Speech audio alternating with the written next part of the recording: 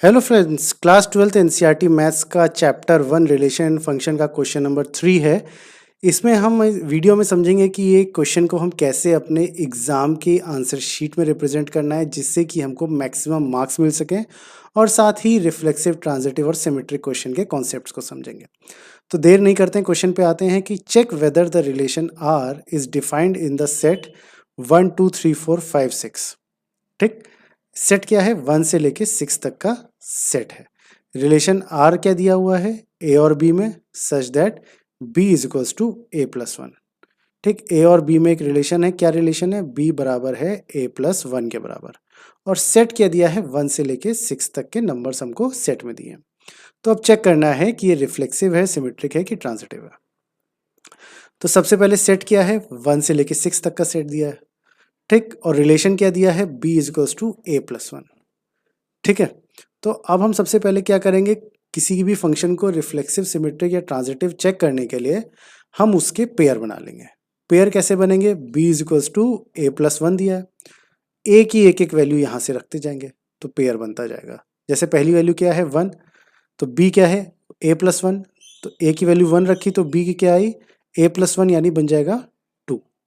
तो 1, 2 पहला पेयर बन गया। इसी तरह b a की वैल्यू 2 रखेंगे तो b की वैल्यू 3 बनेगी। a की वैल्यू 3 रखेंगे तो b की वैल्यू 4 बनेगी। a की वैल्यू 4 रखेंगे तो b की वैल्यू 5। a की वैल्यू 5 तो b की वैल्यू 6, और a की 6 तो b की 7। तो हमारे टर्म्स क्या बने? 1, 2, 2, 3, 3, 4, 4, 5, 5, 6। ठीक है, अब 6, 7 क्यों नहीं? हमारा a को हमने जब 6 रखा तो हमारा ये लास्ट वाला सेट नहीं बनेगा। क्यों नहीं बनेगा? क्योंकि b की वैल्यू आ जाएगी 7 और b की वैल्यू 7 आएगी, लेकिन हमारे जो टर्म्स थे वो सेट जो दिया था 1 से लेके 6 तक दिया था। 7 6 के बाहर हो जाएगा, तो इसलिए ये सेट नहीं बनेगा। तो इस वाले a की वैल्यू 6 को हम इंक्लूड नहीं करेंगे। ठीक है, a और b दोनों 1 से 6 के बीच के होने चाहिए थे। तो 1, 2, 2, 3, 3, 4, 4, 5, 5, 6 ये आपके सेट बन गए। अब रिफ्लेक्सिव है कि नहीं? रिफ्लेक्सिव हमने बोला था इससे पहले क्वेश्चन में कि अगर x, y दिया है, रिलेशन होल्ड कर रहा है, तो x, x को भी रिलेशन होल्ड करना चाहिए, तो ये रिफ्लेक्सिव हो जाएगा। मतलब रिफ्लेक्सिव फंक्शन x, x के टाइप के होते हैं। x, x के एग्जाम्पल क्या होते हैं? 1, 1, 2, 2, 3, 3, 4, 4, 5, 5, 6। बट क्या इस तरह के टर्म्स हमारे सेट में हैं? नहीं है। हमारे पास है 1, 2 है, 1, 1 नहीं है, 2, 3 है, 3, 4 है, 4, 4 नहीं है, 4, 5 है। तो इसलिए ये रिफ्लेक्सिव नहीं होंगे। केवल 1, 1, 2, 3, ही रिफ्लेक्सिव होते हैं। अब सिमेट्रिक है कि नहीं? सिमेट्रिक क्या होता है कि a, b अगर रिलेशन को होल्ड कर रहा है तो b, a भी रिलेशन को होल्ड करे। मतलब अगर टर्म्स को पलट दिया जाए तो भी ये रिलेशन होल्ड करना पड़ेगा। अब 1, 2 अगर लेते हैं तो 1, 2 रिलेशन होल्ड कर रहा है, क्योंकि 2 क्या है? 1 + 1 है, a + 1 है, ये a है ना?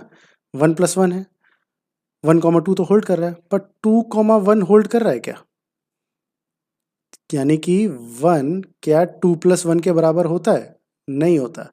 ये होल्ड नहीं कर रहा है, तो यानी 1, 2 तो रिलेशन होल्ड कर रहा है, पर इसको पलट रहे हैं 2, 1 तो b + 1 लिख रहे हैं, तो b आपका जो ये a जो b है, a + 1 अगर दिया हुआ है तो ये रिलेशन होल्ड नहीं कर रहा है, तो इसलिए ये सिमेट्रिक नहीं होगा। ठीक, अब आते हैं ट्रांजिटिव पे। ट्रांजिटिव क्या होता है कि a और b अगर रिलेशन होल्ड कर रहा है, b और c अगर रिलेशन होल्ड कर रहा है, तो a और c को भी रिलेशन होल्ड करना पड़ेगा। यानी 1, 2 अगर रिलेशन होल्ड कर रहा है, ये तो ठीक है, 1 + 1 है। 2, 3 रिलेशन होल्ड कर रहा है, 3 क्या होता है? 2 + 1 होता है। तो क्या 1 + 3 भी रिलेशन होल्ड कर रहा है? क्या 3 बराबर 1 + 1 है? नहीं है।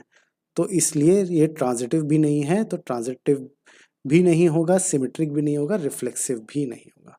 तो यही इसका सॉल्यूशन है कि ये तीनों में से कोई भी फंक्शन नहीं है। Thank you.